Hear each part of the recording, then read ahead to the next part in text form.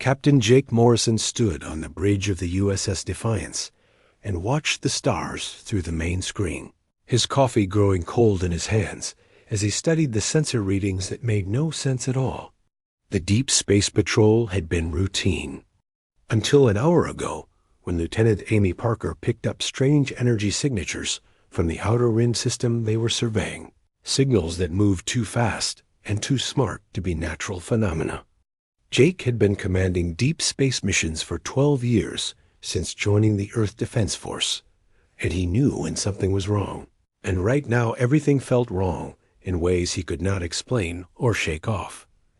Amy turned from her station, with worry lines creasing her young face as she spoke in the careful tone she used when delivering bad news to superior officers. The energy signatures were getting stronger and closer with each passing minute, moving in patterns that suggested intelligence behind their movement rather than random cosmic events. Chief Engineer Ben Rodriguez called up from the engine room to report that their own power systems were acting strange, as if something was interfering with their basic operations in ways that should have been impossible with their current technology and shielding systems. Communications. Officer Lisa Carter tried to establish contact with Earth Command, but found only static and interference blocking every channel they normally used for long-range communication. The interference seemed deliberate rather than accidental, like someone or something was jamming their signals on purpose to cut them off from any outside help or support. Jake ordered battle stations even though they had no idea what they might be facing, and the crew moved with a quick efficiency that came from years of training and working together in dangerous situations far from home. The first alien ship appeared on their sensors like a ghost materializing from nothing, followed by two more vessels that seemed to bend light around themselves in impossible ways. The ships were larger than anything humans had ever built, with designs that hurt to look at because they followed no rules of engineering or physics that human minds could easily understand or accept. Jake had seen pictures of alien artifacts recovered from dead worlds, but seeing living alien technology in action was completely different and far more frightening than he had imagined it would be. Amy reported that the alien ships were surrounding them in a formation that blocked all escape routes, while Ben confirmed that their weapons systems were powering up automatically in response to some kind of external signal. The aliens were somehow taking control of their own ship systems without even trying to communicate first, which violated every rule of first contact that humans had developed over the decades of space exploration. Jake ordered Ben to cut main power and switch to backup systems, hoping to regain control of their own vessel before the situation got completely out of hand. The alien response was immediate and overwhelming as invisible forces grabbed the USS Defiance and held it motionless in space, despite Ben pushing the engines to maximum power. Jake watched helplessly as his crew struggled with control panels that no longer responded to their commands, while alien technology reached into their ship like invisible hands, rearranging everything to suit some unknown purpose. Lisa managed to get one message burst out before the communications went completely dead, a simple distress signal that carried their location and a warning about hostile alien contact. The largest alien ship opened what might have been a docking bay, though it looked more like a mouth opening to swallow prey than any human engineering design. Gravity beams pulled the USS Defiance inside, while Jake ordered his crew to grab weapons and prepare for boarding action, even though they all knew their small arms would be useless against technology advanced enough to capture their ship so easily. The alien vessel closed around them like a trap, cutting off their view of normal space and leaving them in a chamber filled with strange lights and sounds that made human ears ring with discomfort. Alien figures moved through the walls themselves. Rather than using doors, their forms shifting and changing in ways that suggested they were not entirely physical in the way humans understood matter and energy. Jake counted at least 20 of them surrounding his crew, while more appeared from directions that should not have existed in normal space. Their movements coordinated with perfect precision that spoke of hive mind intelligence or telepathic communication. Amy raised her weapon, but Jake ordered her to hold fire, knowing that resistance would only get his people killed faster without accomplishing anything useful. The aliens struck without warning, using some kind of energy weapon that dropped Amy, Ben, and Lisa to the deck, unconscious or worse, while leaving Jake standing untouched in the middle of his fallen crew. One alien stepped forward, taller than the others, and wearing what might have been rank insignia or ceremonial decorations. Its voice speaking perfect English when it finally chose to communicate with words instead of actions. It called itself High Interrogator Veltar and explained that Jake had been selected for special treatment because human military records indicated he possessed valuable information about Earth's defense systems and strategic capabilities. Looked down at his crew and felt something cold and hard settle in his chest as he realized they were probably dead, and he was about to wish he was dead too. But Veltar assured him that death would not be an option where he was going. Jake woke up in a cell that seemed to exist in several dimensions at once, with walls that shifted between solid metal and empty space, depending on which direction he looked or tried to move. The floor felt real enough under his feet, but when he reached down to touch it, his hand passed through like it was made of light rather than matter. Yet somehow he could still stand and walk without falling through into whatever existed below. High Interrogator Veltar had transported him to this place during his unconscious time, a prison facility on a planet that orbited no star and existed in permanent twilight that came from sources Jake could not identify or understand. The temperature in his cell changed every few minutes without warning, going from comfortable to freezing cold to burning hot and back again in cycles that followed no pattern he could figure out.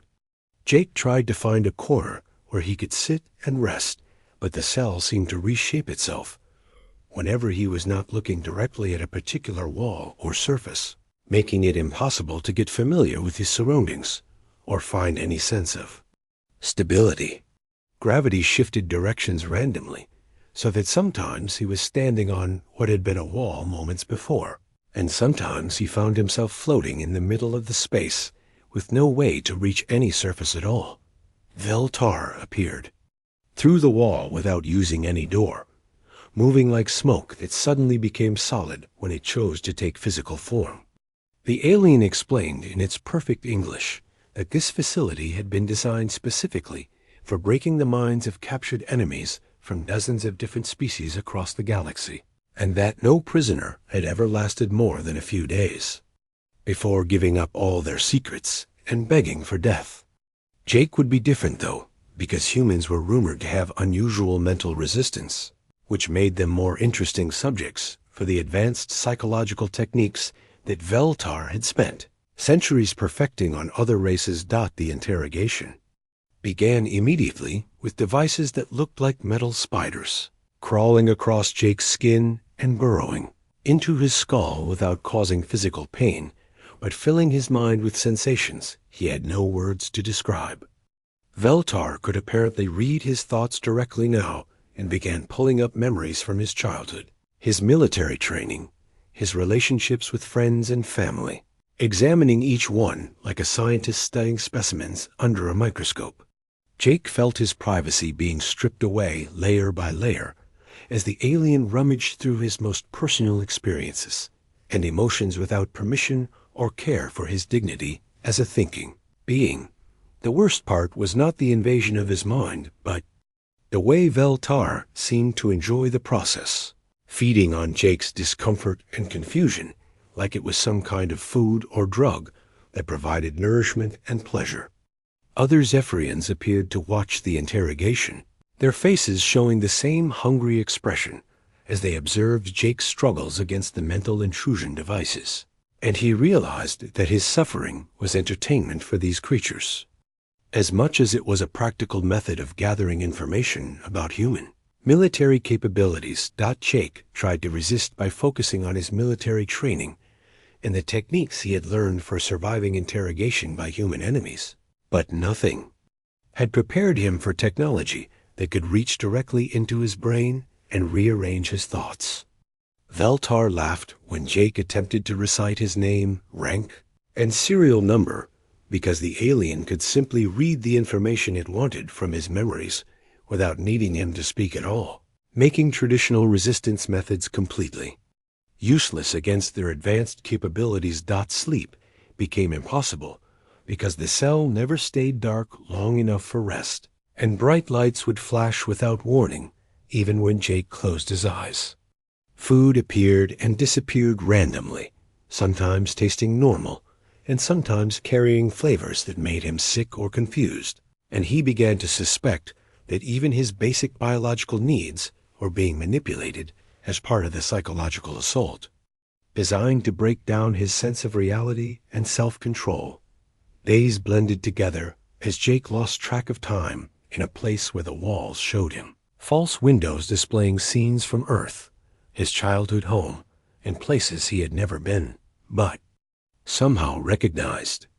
Veltar would appear at random intervals to continue the interrogation, each session more invasive than the last as the alien dug deeper into Jake's mind, looking for the military secrets that would justify keeping him alive in this nightmare facility that violated every concept of prisoner treatment that civilized beings should respect.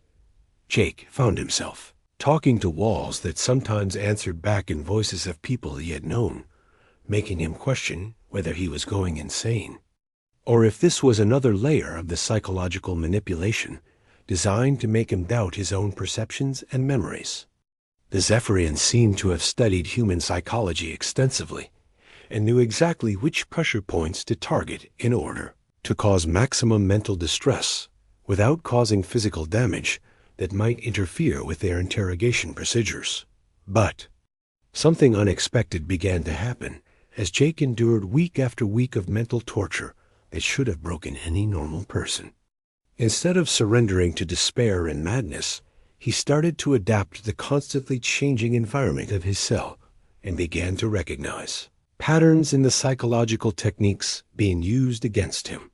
His childhood growing up poor in Detroit had taught him how to survive in hostile environments, and his military experience had shown him that mental toughness could overcome almost any physical hardship if a person refused to give up hope completely. Jake began to study his captors just as carefully as they were studying him, watching their reactions during interrogation sessions and learning about their psychology and motivations. He noticed that Veltar became frustrated when traditional breaking techniques failed to work as expected, and that other Zephyrians seemed confused by his continued resistance to methods that had apparently succeeded against every other species they had encountered in their expansion across the galaxy.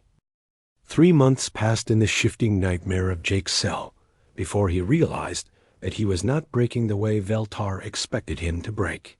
And more importantly, his continued resistance was beginning to affect his captors in ways they had never experienced before.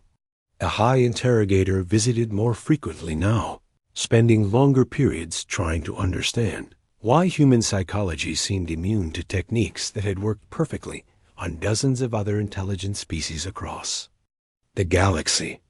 Jake could see frustration growing in Veltar alien features during each failed session, and he began to understand that his simple refusal to surrender was causing problems for beings who had built their entire society around the belief that they were mentally superior to all other life forms. Jake started asking questions during the interrogation sessions instead of just enduring them passively, which seemed to confuse and irritate Veltar in unexpected ways. He asked about Zephyrian culture and philosophy, wanting to understand how a species could develop such advanced technology while treating other intelligent beings like laboratory animals to be tortured for information and entertainment. His genuine curiosity caught the aliens off guard because no previous prisoner had ever shown interest in learning about their captors rather than begging for mercy or trying to bargain for freedom. The questions Jake asked were simple, but they pointed to logical problems in Zephyrian thinking that made Veltar uncomfortable in ways the alien could not explain or dismiss. Jake wondered why truly superior beings would need to use torture to get information instead of simply asking for it, and whether a species that found entertainment in the suffering of others could really claim to be more evolved than those they captured and tormented. He asked if the Zephyrians had ever tried simply talking to other species as equals instead of immediately assuming they were inferior, creatures to be dominated and controlled. Veltar became defensive when Jake suggested that maybe human resistance to their techniques indicated that Zephyrian methods were flawed rather than proof that humans were somehow defective or abnormal. The alien insisted that every species eventually broke under proper psychological pressure, and that Jake's continued resistance was simply a temporary delay rather than evidence that their approach might be fundamentally wrong. But Jake could see doubt creeping into Veltar's responses as the weeks continued without the expected breakthrough that would validate centuries of Zephyrian psychological theory and practice. Other Zephyrian guards and interrogators began to take interest in Jake's case as word spread through the facility that a human prisoner was lasting far longer than any previous subject. Two younger aliens named Crixon and Zethul started observing the interrogation sessions, apparently studying Jake's responses for clues about human psychological structure that might explain his unusual resistance to their most advanced breaking techniques. Jake noticed that these observers seemed less confident than Veltar about the superiority of their methods, and more curious about human nature than hostile toward it. Jake began telling stories during the torture sessions, talking about human history and the people who had inspired him throughout his life. He told them about ordinary humans who had endured incredible hardships without giving up their principles or their hope for something better. People like prisoners of war who had survived years of brutal treatment without revealing military secrets, and civilians who had risked their lives to protect others during wars and disasters. The stories seemed to fascinate the Zephyrians, even as they tried to dismiss them as irrelevant propaganda designed to boost Jake's own morale and resistance. The story that affected them most was about an old man named Pete who had lived in Jake's neighborhood when he was growing up poor and angry in Detroit. A man who had survived concentration camps during World War II and still managed to be kind to everyone he met despite having every reason to hate the world and everyone in it. Pete had taught Jake that strength was not about hurting others or proving superiority, but about helping people and staying decent even when everything around you was falling apart and everyone else had given up on basic human values. Crixon asked questions about these human stories that revealed how different Zephyrian culture was from anything Jake had imagined. The young alien had never heard of the concept of self-sacrifice for others, or choosing to suffer rather than cause suffering, or finding meaning in hardship rather than trying to escape it at any cost. The idea that beings would voluntarily endure pain to protect principles or other people was so foreign to Zephyrian thinking that Crixon struggled to understand whether Jake was describing real events or telling fictional stories designed to confuse and mislead his interrogators.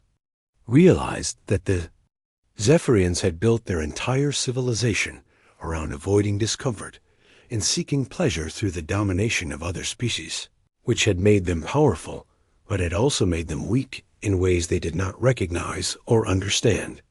They had never learned to find strength in suffering or meaning in struggle, because they had always been able to force other beings to suffer for them, taking what they wanted without having to develop the inner resources that came from facing hardship with dignity and courage. Veltar's interrogation sessions became more desperate and erratic as the high interrogator tried increasingly extreme techniques to break Jake's resistance and prove that Zephyrian methods were still superior. to human stubbornness. The alien began using forbidden technologies that risked permanent damage to both interrogator and subject, devices that had been banned even in Zephyrian society because they were too dangerous for routine use on prisoners who were expected to survive the breaking process and provide useful information afterward. Jake survived techniques that should have destroyed his mind completely, not because he was superhuman, but because his human upbringing had already taught him how to endure things that seemed impossible to endure. Growing up poor had shown him that life could be unfair and painful without being meaningless, and his military training had reinforced the lesson that sometimes the only choice was between giving up and keeping going, with no guarantee that keeping going would lead to anything better than more of the same hardship and struggle. 6 months had passed since Jake's capture, and the psychological pressure was mounting on everyone in the facility except the human prisoner, who was supposed to have broken within the first week of standard interrogation procedures. Veltar had become obsessed with Jake's case to the point where other duties were being neglected, and complaints were filtering up through Zephyrian command structure about the high interrogator's declining performance in managing the prison facility that held hundreds of other prisoners from across the galaxy. The reputation that Veltar had built over centuries of successful psychological warfare was crumbling because of one stubborn human who refused to acknowledge that he was beaten. Jake had learned enough about his captors during the long months of interrogation to begin his own form of psychological warfare, using the stories and questions that seemed to disturb the Zephyrians most effectively. He told them about Rosa Parks refusing to give up her bus seat, even though she knew it would lead to arrest and persecution, explaining how sometimes the most powerful thing a person could do was simply say no to injustice and accept whatever consequences followed. The concept of choosing punishment rather than compliance was so alien to Zephyrian thinking that several guards asked Crixon to explain what Jake meant by such obviously irrational behavior. The stories about human courage and sacrifice continued to spread through the facility as guards and interrogators discussed Jake's case during their off-duty periods, trying to understand how these bizarre human concepts related to their own lives and society. Jake told them about soldiers who had thrown themselves on grenades to save their comrades, parents who had worked multiple jobs to give their children better opportunities, and ordinary people who had risked everything to help strangers during natural disasters and emergencies. Each story challenged basic Zephyrian assumptions about intelligent behavior and rational self-interest in ways that made them uncomfortable. Crixon began visiting Jake's cell during unofficial hours, claiming to be conducting additional research, but actually seeking to understand these human concepts that were so different from everything in Zephyrian culture and education. The young alien brought better food and medical supplies without being ordered to do so, acts of kindness that violated standard procedures for prisoner treatment and represented the first cracks in the psychological conditioning that had shaped Crixon since birth. Other guards noticed these small mercies and began to question why they were tormenting a being who showed more dignity under torture than his captors showed while inflicting it.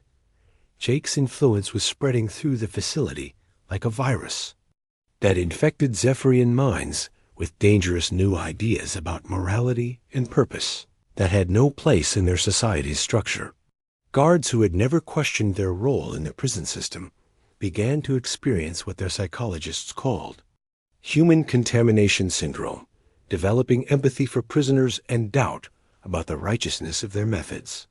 Some guards requested transfers to other duties, while others began providing small comforts to prisoners in their care, actions that would have been unthinkable before exposure to human concepts of compassion and dignity.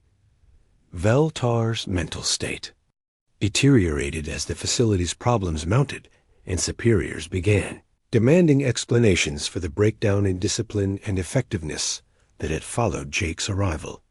The high interrogator spent increasing amounts of time in Jake's cell, trying desperately to find some weakness or pressure point that would finally break the humans' resistance and prove that Zephyrian psychological supremacy was still intact. Jake could see the aliens' growing desperation and instability, and he began to feel something he had never expected to feel for his captor, which was pity for a being who had built their entire identity around superiority that was proving to be an illusion. The forbidden technologies that Veltar employed in increasingly reckless attempts to break Jake's mind began to affect the High Interrogator as much as the intended victim, creating neural feedback loops that exposed the alien to human emotions and memories without any psychological preparation or defense mechanisms. Veltar experienced secondhand the love that Jake felt for his family and friends, the pride he took in serving something larger than himself, and the peace that came from accepting hardship without losing hope for eventual justice and meaning. These human emotions were like poison to a mind that had been trained from birth to avoid discomfort and seek domination over others as the only source of meaning and satisfaction in life. Veltar could not understand how Jake could love people who were not present to provide immediate benefit, or how he could find purpose in serving ideals that offered no guarantee of personal reward or recognition. The concept of unconditional loyalty and selfless devotion was so foreign to Zephyrian psychology that experiencing it directly through the neural connection caused severe mental distress and confusion. Jake watched his captor struggle with emotions and concepts that every human child learned naturally, and he realized that the Zephyrians had achieved their technological superiority by cutting themselves off from the very experiences that made life meaningful for most intelligent species. They had gained power by losing their souls, if they had ever possessed souls to begin with, and now they were discovering that there were forms of strength they could never access, because they required vulnerability and sacrifice that their culture had eliminated as weaknesses to be avoided at any cost. Other prisoners in the facility began to notice changes in their guards and interrogators as the human contamination syndrome spread through the staff, creating the first hope that many had felt since their capture. Some guards began secretly communicating with prisoners in their native languages, asking questions about their cultures and beliefs instead of simply extracting information through torture and manipulation. The rigid hierarchy that had maintained order in the facility for decades was breaking down as individual Zephyrians began to question whether their methods were morally justified, even if they were effective. Crixon and several other young guards began meeting secretly to discuss the troubling ideas that Jake had introduced into their thinking, ideas about dignity and compassion that made their daily duties feel wrong in ways they had never experienced before. They talked about the possibility that other species might have valuable insights that Zephyrians had never considered, and whether their civilization's emphasis on psychological domination might be preventing them from learning important truths about existence and purpose that could only be discovered through cooperation and mutual respect rather than conquest and control. The Zephyrian command structure began to fracture as reports reached their homeworld about the breakdown in discipline at the prison facility that had once been their most reliable source of intelligence from captured enemies.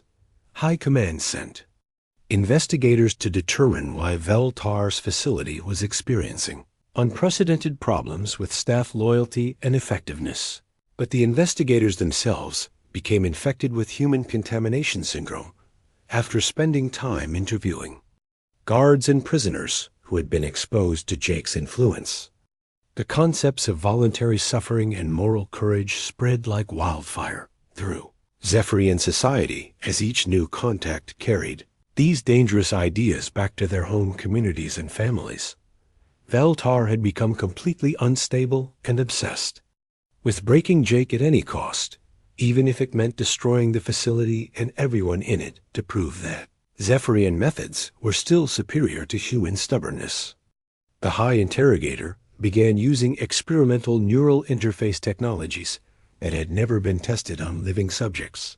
devices that were designed to completely merge two minds together in ways that would allow total access to every memory and emotion while risking permanent damage or death to both participants in the process. Jake knew that Veltar was planning something desperate when additional restraints and monitoring equipment appeared in his cell, along with machinery that hummed with dangerous energy that made his teeth ache and his vision blur just from being near it. The alien had stopped asking questions during their sessions, and now spent most of the time staring at Jake with an intensity that suggested madness rather than scientific curiosity, muttering in the Zephyrian language about vindication and superiority, and the need to prove that humans were not special, despite their apparent resistance to standard psychological warfare techniques. The neural merger began during what should have been a routine interrogation session, with Veltar activating the experimental equipment without warning or explanation, while Jake was still restrained and unable to resist the procedure. Instantly, Jake felt the alien's mind pressing against his own consciousness, like ice water flooding into his thoughts, bringing with it centuries of Zephyrian memories and emotions that were completely alien to human experience and understanding.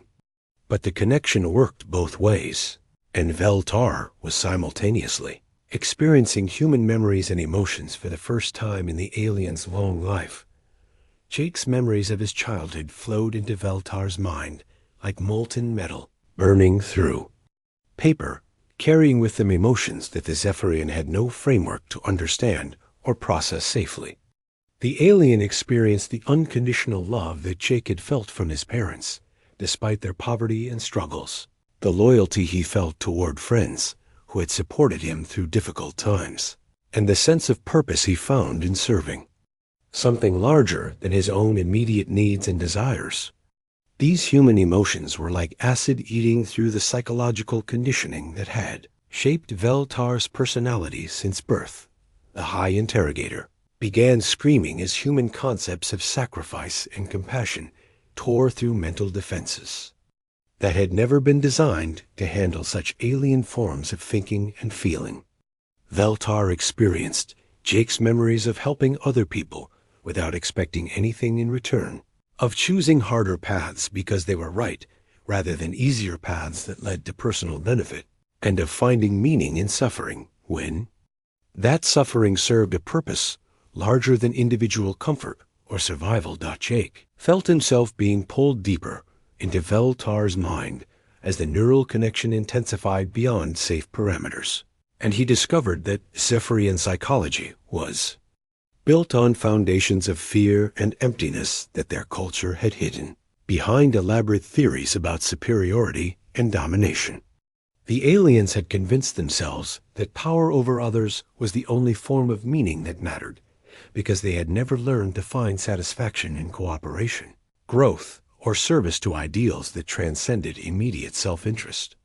Experimental equipment began overloading as the neural connection created feedback loops that neither human nor Zephyrian neurology was designed to handle, sending dangerous surges of energy through both minds while emergency alarms began sounding. Throughout the facility, guards rushed into Jake's cell to find Veltar convulsing on the floor while the human remained conscious but clearly affected by whatever was happening between their connected minds. Quixon tried to shut down the neural interface equipment, but found that the controls were no longer responding to normal commands. Jake used the last moments of the neural connection to project his strongest memories directly into Omri's, directly into Ace, Veltar's consciousness, memories of Pete, the concentration camp survivor, who had taught him that real strength came from staying decent when everything around you was falling apart. He shared his understanding that dignity could not be taken away by outside forces as long as a person chose to maintain it, regardless of circumstances, and that suffering could be transformed into meaning when it was accepted willingly for the sake of protecting or helping others. The neural feedback finally burned out the experimental equipment and severed the connection between human and Zephyrian minds, leaving Veltar in a catatonic state while Jake remained conscious, but forever, changed by his exposure to the aliens' memories and emotions. The High Interrogator had experienced human love and compassion for the first time and found them incompatible with the psychological structure that had defined Zephyrian identity for countless generations, creating a mental breakdown that left the alien unable to function in their original society. Crixon and the guards who had been influenced by Jake's presence during the months of failed interrogation found themselves faced with a choice between loyalty to their old way of thinking and acceptance of new concepts that challenged everything they had been taught about intelligence, strength, and purpose. Some guards remained loyal to traditional Zephyrian values and called for Jake to be executed immediately before he could cause further damage to their civilization, while others began to question whether their entire approach to other species had been wrong from the beginning. The facility descended into chaos as different factions of guards and staff chose sides in what was becoming a philosophical civil war rather than a simple prison break or security emergency. Jake found himself at the center of a revolution he had never intended to start, watching beings who had been his torturers transform into something approaching friends and allies as they struggled to understand concepts that challenged the fundamental assumptions of their species about what it meant to be truly intelligent and strong. The prison facility split into open warfare as guards influenced by human concepts of dignity and compassion faced off against traditionalists who saw Jake as a dangerous infection that threatened the foundation of Zephyrian civilization. Crixon led a group of converted guards in protecting Jake and other prisoners from loyalists who wanted to execute everyone connected to the contamination before it could spread further through their society.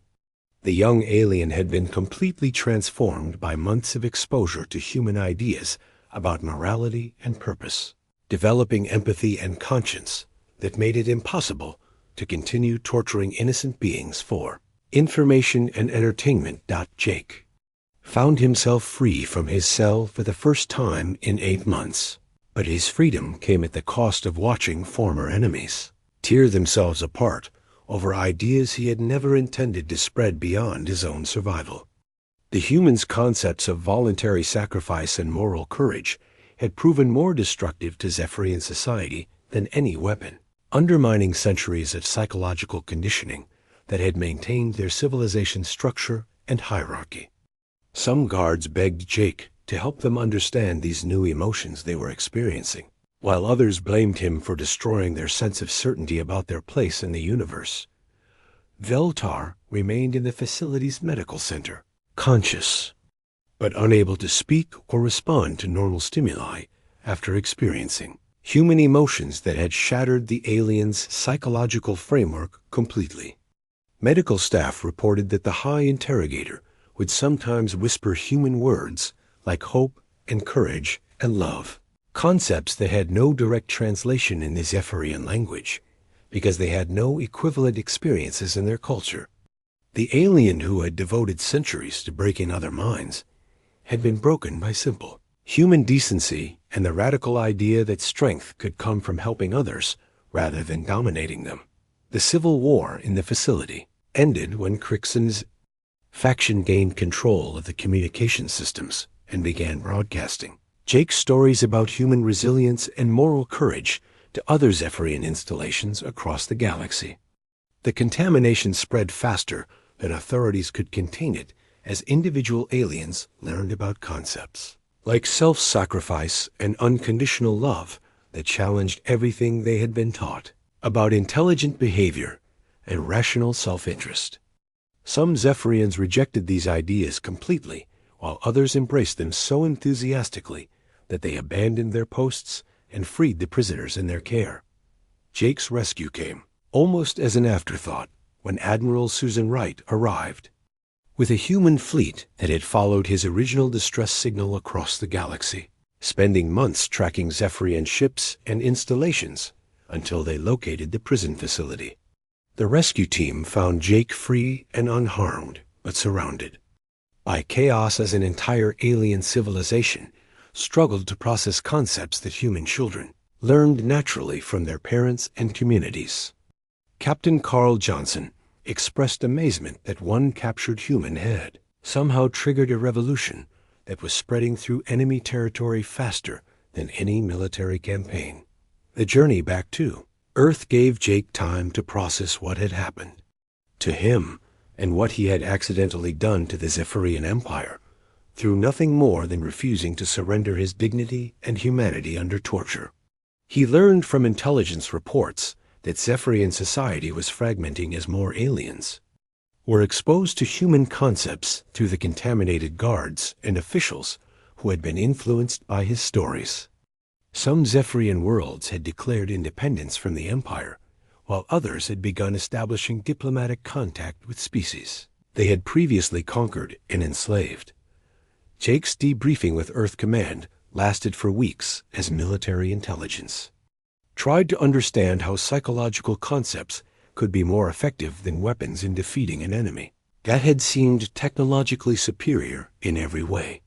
He explained that he had not set out to destroy Zephyrian civilization, but had simply tried to maintain his sanity and dignity under impossible circumstances, drawing on lessons learned from Pete and other ordinary humans who had faced hardship, without losing their essential humanity.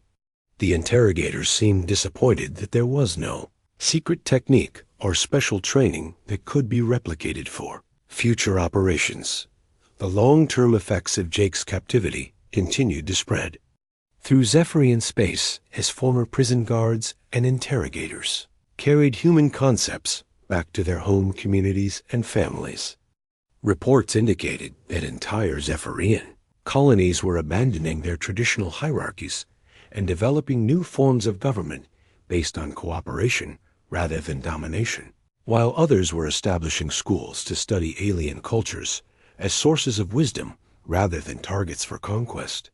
The empire that had once threatened human expansion was collapsing from within as its people discovered that there were forms of strength they had never imagined.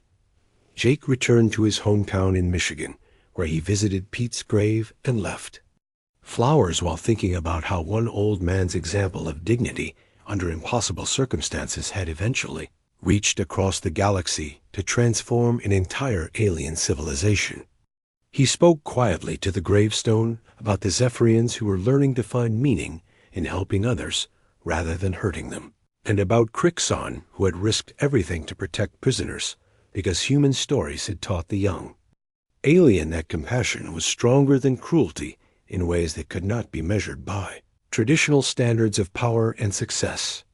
The final reports from Zephyrian space indicated that Veltar remained in medical care, sometimes speaking coherently about human concepts that the alien was still struggling to understand and integrate into a psychological framework that had never been designed to handle such experiences.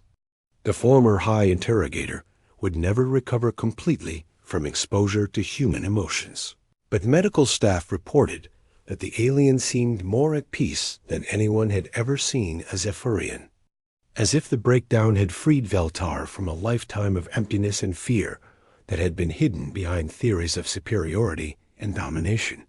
Jake settled back into civilian life knowing that his 8 months of captivity had changed the balance of power in the galaxy, not through violence or technology, but through the simple demonstration that some things were more important than survival, and that dignity could not be taken away from someone who chose to keep it regardless of circumstances.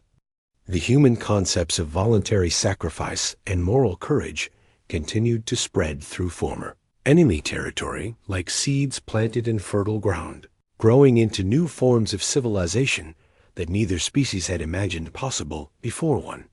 Stubborn man refused to let aliens break his spirit or his faith in human decency.